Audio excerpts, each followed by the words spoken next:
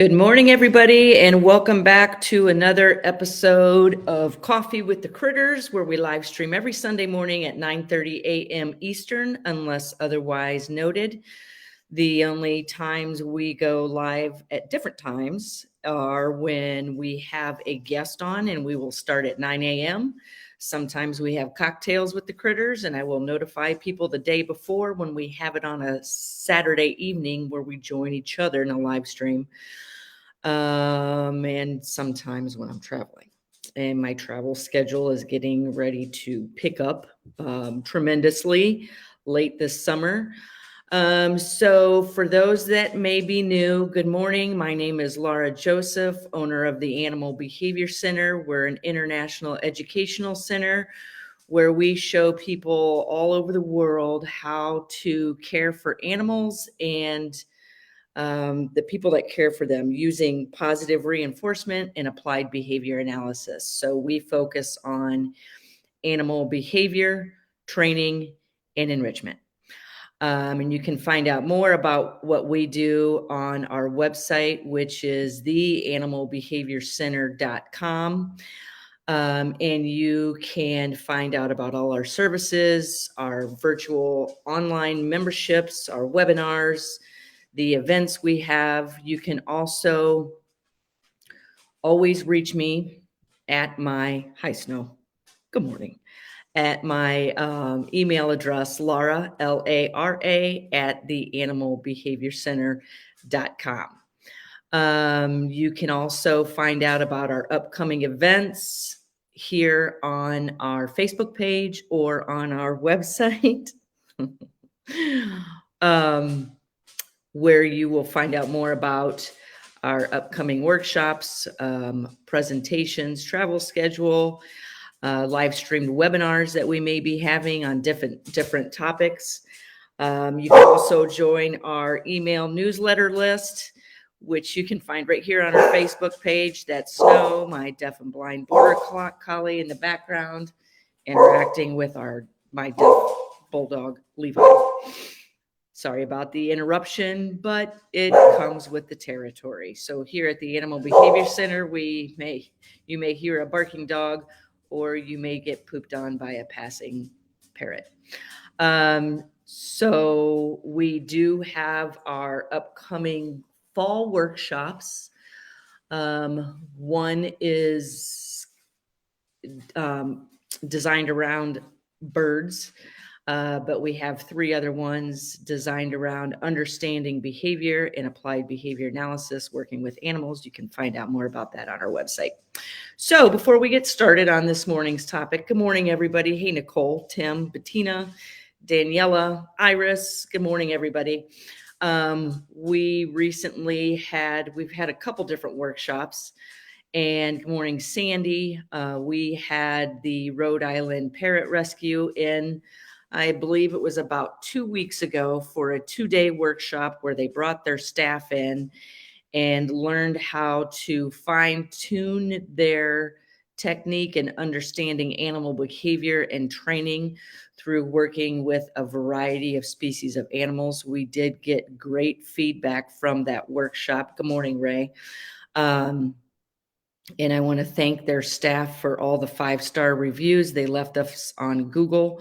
One of the things they said, it was very important in helping them understand timing, working with numerous animals at once, how to control behavior, change behavior through working with a variety of species of animals.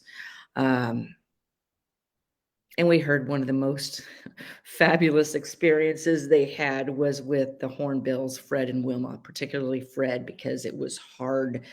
He's a very nervous, fearful animal.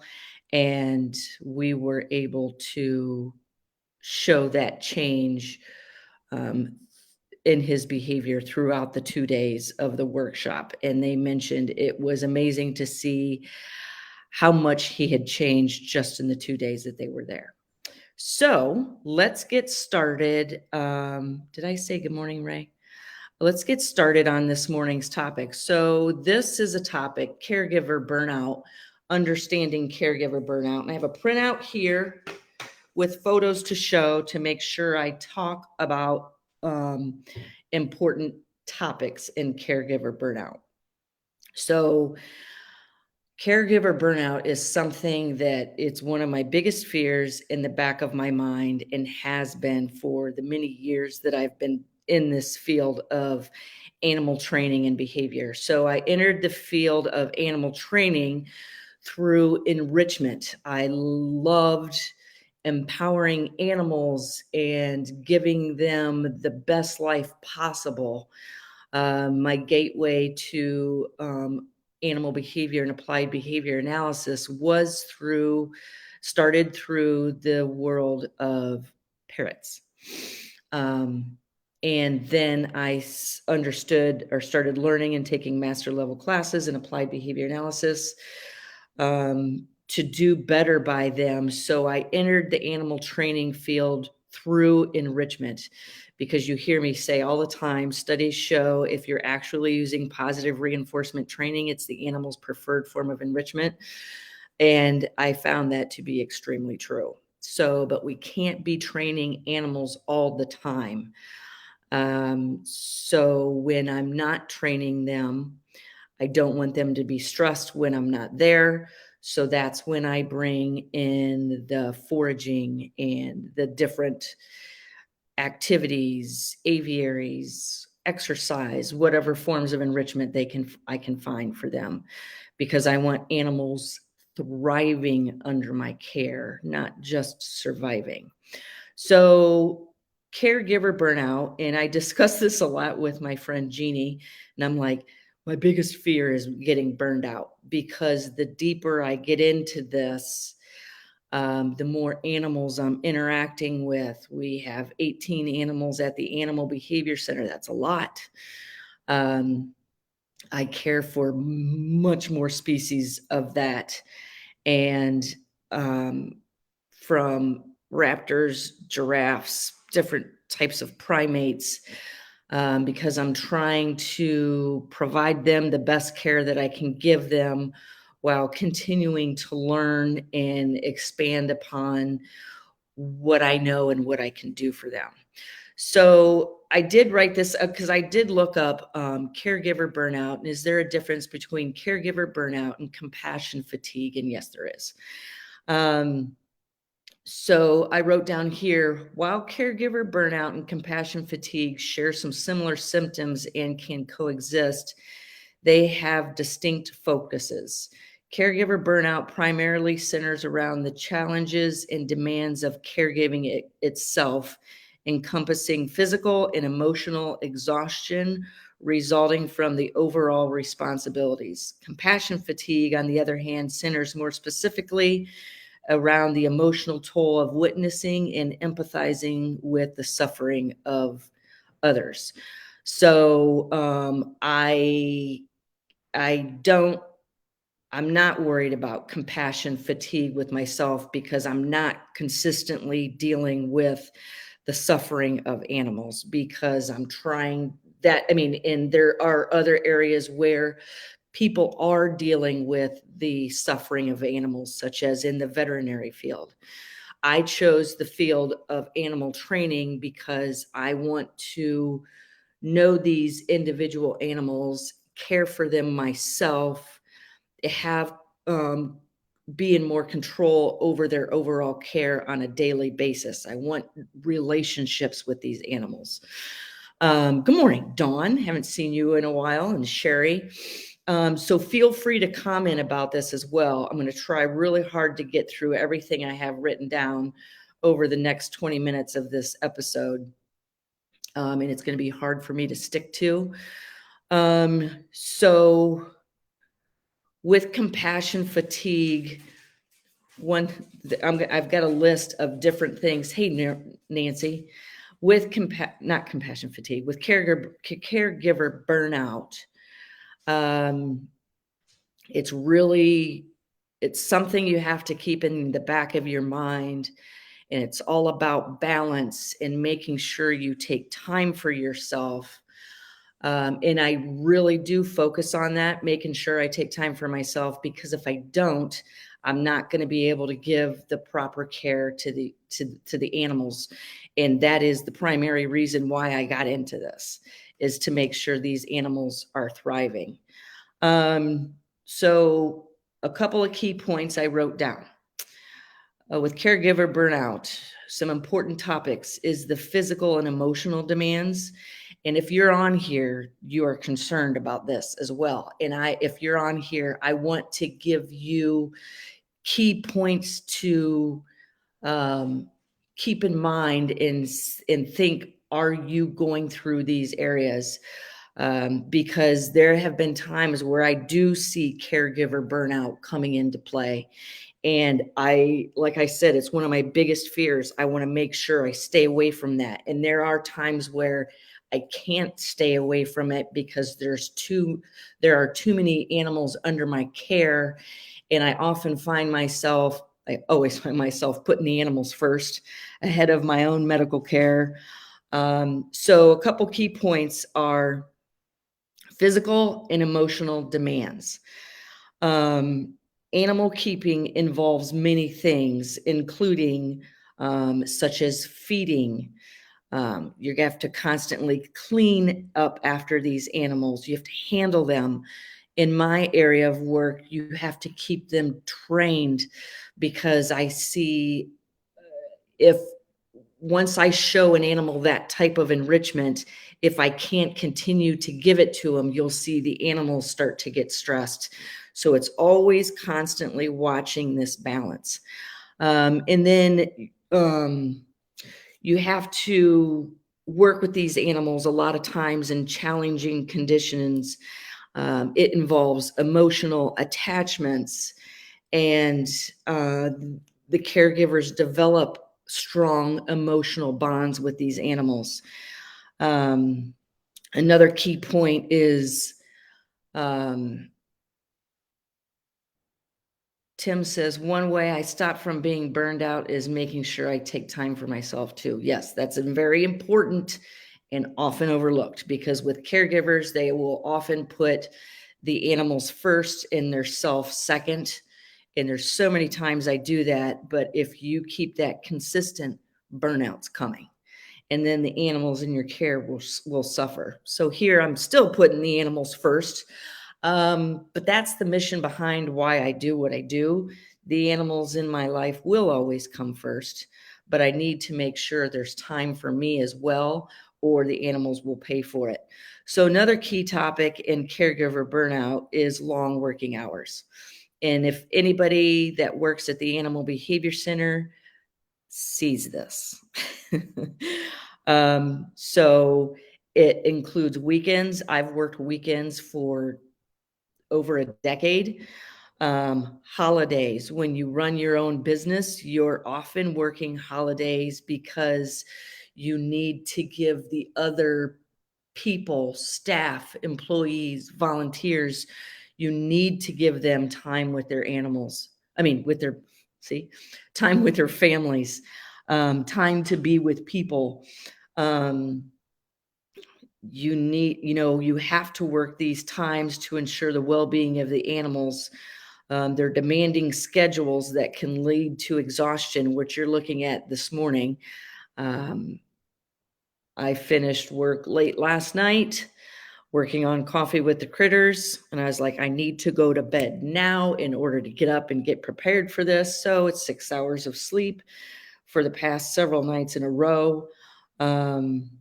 Exhaustion, lack of personal time.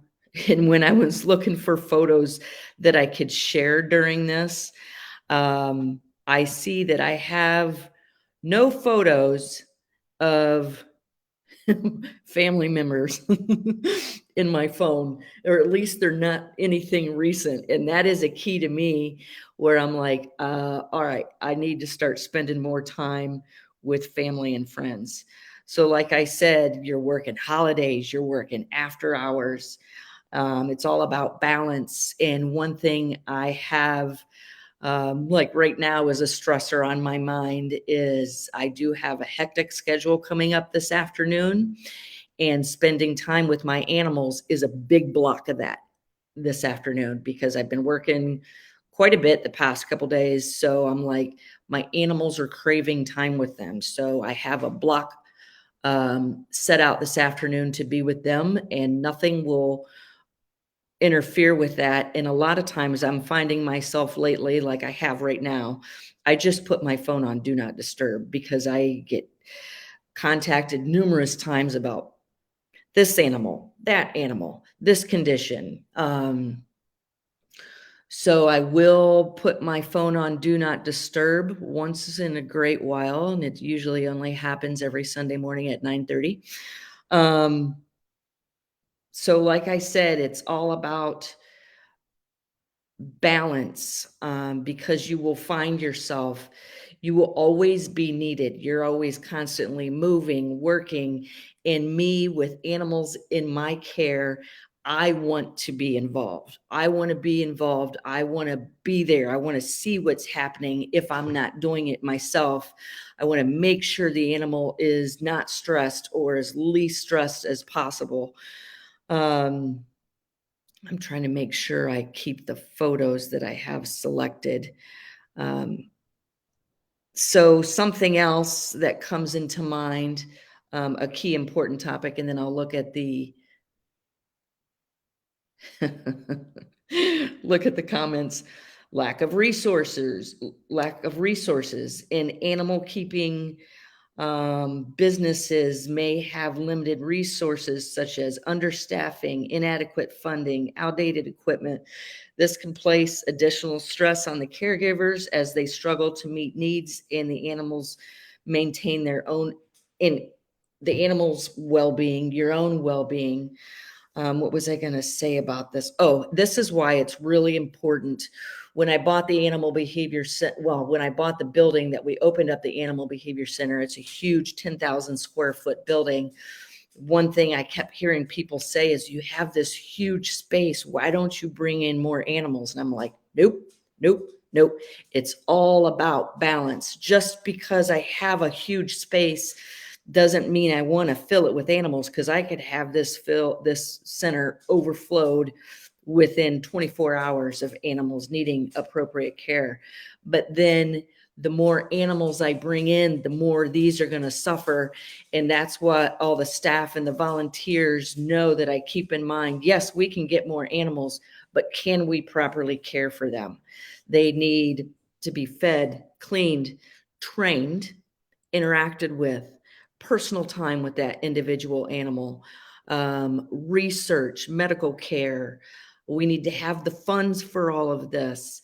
So I always keep in check. Yeah, Dawn says sustainability is key. I'm like, okay, it's easy for us to take on one more animal, but how is that going to affect these other animals? It's not fair for them. And I have found myself in positions where I did want to take in another animal, and I flat out said no. No, because something else is going to pay a price for this.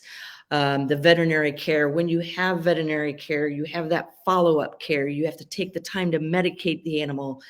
You have to take the time to physically exercise the animal. I'm showing a picture of Levi. He had double ACL surgery. That was tough. That caused a lot of time dedicated to just Levi.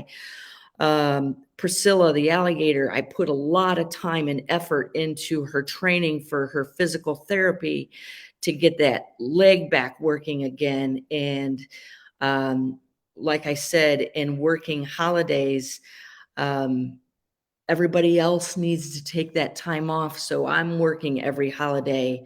This past Thanksgiving, I was working there by myself, and I was going around training all these animals, and seeing my family didn't happen. And how I did make it happen was I just FaceTime everybody. And I went into different enclosures with different animals, trying to bring my family joy by showing them the animals I was with, taking care of behind me. So I do want to read before I go on to the next topic. Daniela says, what do people do when they take time for themselves? Doctor's appointments, what else? Yeah, I'm so far behind on my doctor's appointments. I still haven't caught up on all my doctor's appointments from when my husband was sick, but I'm getting there. And Wendy says, take a 20-minute nap this afternoon. That's not going to happen. It did happen last week. I was like, you know what? I'm a little tired. I think I'm going to lay down and take a nap. And work called me, and I was on Do Not Disturb. Adrian says, I think that we also need to be aware of many of us make animal care more difficult, complex than it needs to be. Yes. Bring in extra staff, bring in extra help. Tim says, there are many things depend on the person. I like to fish, watch movies, go out to dinner or a bar, just mainly making time for things that you enjoy that does not consist of what may be getting burned out. So I try to take at least one day a week. There's not one day a week that I don't work. My phone is always on me. I'm always checking emails to make sure that people that are in my online services, that I am addressing them. And I will do that in the middle of dinner, but I want to. But what I also do is make sure that I'm out to dinner doing it. I make sure I try to see my friends at least once a week. I did catch up with an old friend the other day, and I just said, you know what? This afternoon is you and me. And I make it happen. I've got upcoming vacations coming up that I just booked too. And I was like, I don't know. I'll figure it out when the time comes, but book it. Because I find that when I get away for a week, even for 3 days, like I'm thinking about taking a really small trip up north to go visit a place where my dad and I used to go. I may do that next month. I need this time to relax, focus on me. I'm not going to take any animals with me. It's going to drive me nuts, but it gives me time to think. And then I come home feeling refreshed. I'm like, I've got all these great new ideas for the business and what we need to do next. Tamara says, I'm so happy you are addressing the over animaling. You can't save the world, and it only causes future rehoming. Isn't that the truth? Isn't that the truth? Nancy says she plays with AI art. Yep. There's little things I do throughout the day to make sure I have 5 minutes of downtime. And then it's really important to stay organized. And I have a note system that I pay for that I put on there, like what needs to happen this week, what needs to happen today, and make sure that my most important task, don't try to assign too much to a day. So you can come home, pour yourself a cocktail, pour an iced tea, plant flowers. You should see my front porch. I can tell when I need downtime. I've got plants everywhere. So planting in the evening and just taking care of plants, turning on some music is a great way for me to unwind. And I take my dogs out there with me. Hey, Sarah, good to see you. So we've got a couple more topics to get through on caregiver burnout. There's a lot of emotional attachment and loss. So you have to prepare yourself for this, because in taking care of these many animals, Siri, I did not ask for you to turn on. I didn't get that. That's Could correct. you try again? So some of the animals in my care, like one just left my care, you bring them in, you work with them, I'll work with them. Some of them I get really attached to, but I keep in the back of my mind, this animal is not here to stay. You get attached to those animals, and you think of, are these animals going back into conditions where they're going to have just as good of care there as they do here? And you have to think about the big picture. And all the time, you can't say yes, and you can't keep them all. But what I'm thinking in my head is, I can prepare the people and train the people to give this animal the best care. So there's a lot of loss. You're going to have this, especially working in the animal field or taking care of this many animals. You have high hopes, high expectations, and then you get an unexpected loss. Um, Caregivers often form strong emotional attachments to the animals they care for. Um, when that animal becomes sick or injured, this was a tough one for me.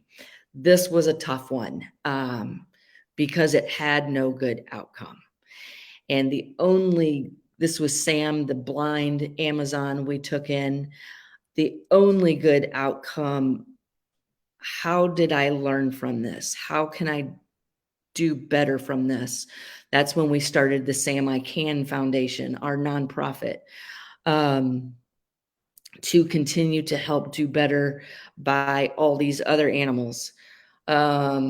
These animals become injured, they pass away, they're moving on to different areas. The caregiver, ourselves, my staff, my staff has had a lot of loss by working with me and seeing some of these animals that have passed away. This can contribute to burnout. You have a lot of demands placed on you, and I try my hardest through the Animal Behavior Center to make sure everybody has at least 2 days off. And if they don't get 2 days off, I try to make it as positive experience as possible that they have at the center. We have fun at the center. Sometimes things get really intense.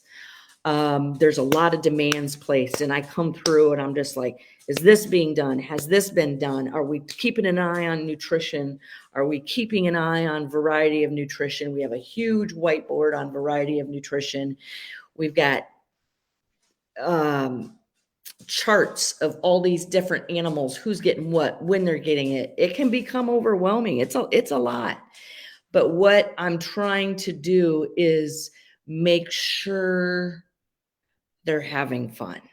And when I come in, and my staff knows exactly what I'm talking about. When I walk in and I open up the door, I'm like, good morning. Has this been done? Is this getting done? Why are those toys not changed? Have we moved perches? When's the last time a perch has been moved in this cage? What's the diet? Take a picture, send it to me every morning. Take a picture, send it to me every night. How's this animal doing on its med? What is his weight? When people see me come in to work like that 3 days in a row, that's a little red flag. A lot of work, no fun. No fun is happening.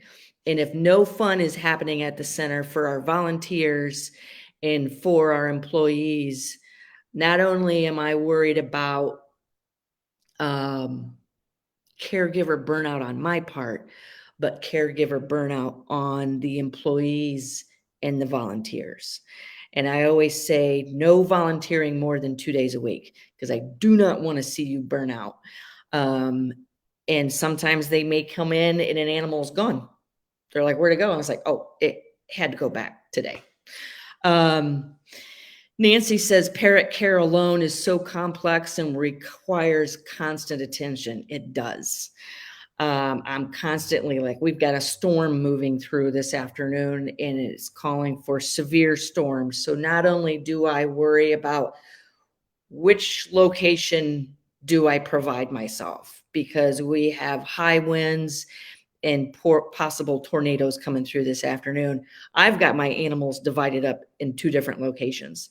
That's very stressful. Which location do I stay at throughout the intensity of the storm? So that is on my mind this afternoon. So high responsibilities, animal caregivers bear significant responsibility for the health and welfare of the animals. They have a lot of pressure for optimal care, meeting strict standards, preventing accidents, and higher stress levels lead to burnout. You have limited support systems, and this is not true anymore. Caregivers in the animal field may have limited opportunities for peer support or professional development. There are all kinds of groups you can belong to. Since the pandemic, A lot of things have gone virtual. Our business has been virtual for at least 8 years. So we were out there in the forefront of virtual learning, in virtual support. If I see people within my memberships starting to suffer, um, nearing burnout, I will jump in and say, happy hour. We need a happy hour. Um, so there are a lot of support systems. And let me tell you this, if you find yourself needing support and you cannot find it, contact me. I will help you find it. If it's not with me, I'm going to put you in the appropriate area. So I did put up my email address earlier. Let me put it up real quick. Contact me. I will guide you to somewhere who can give you support, because the work that you're doing is very important. And if you don't get the support you need, your animals will suffer as well. So you have work life and balance. This demanding field can result in a lack of work life imbalance. I'm working on that right now, because there's different areas of loss in my life. So I'm also working with the loss of my husband, my father, and my dog over the past 2 years. And I'm getting there.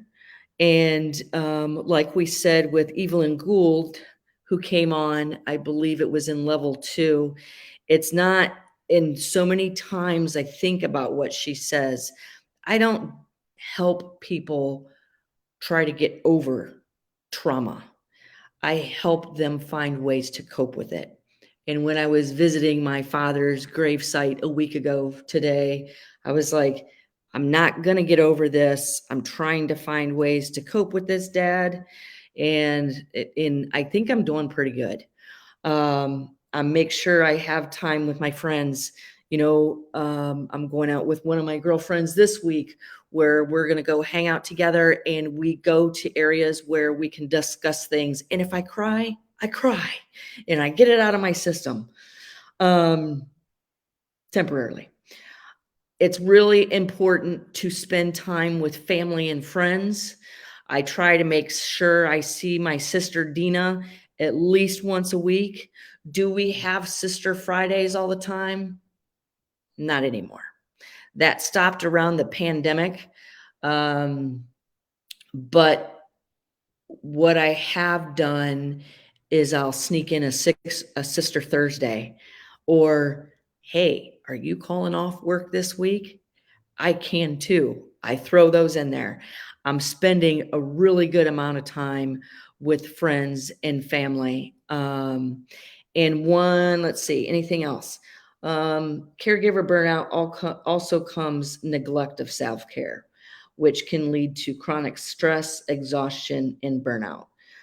I cannot burn out in this field because I will not be happy doing anything else but what I'm doing. So it's really important for me to find balance and focus. And if anybody else is like me, I want to go on vacation, but those 2 days before vacation, I'm thinking, why the hell did I book this vacation? Why did I do this? I don't have time for this. I don't want to do this.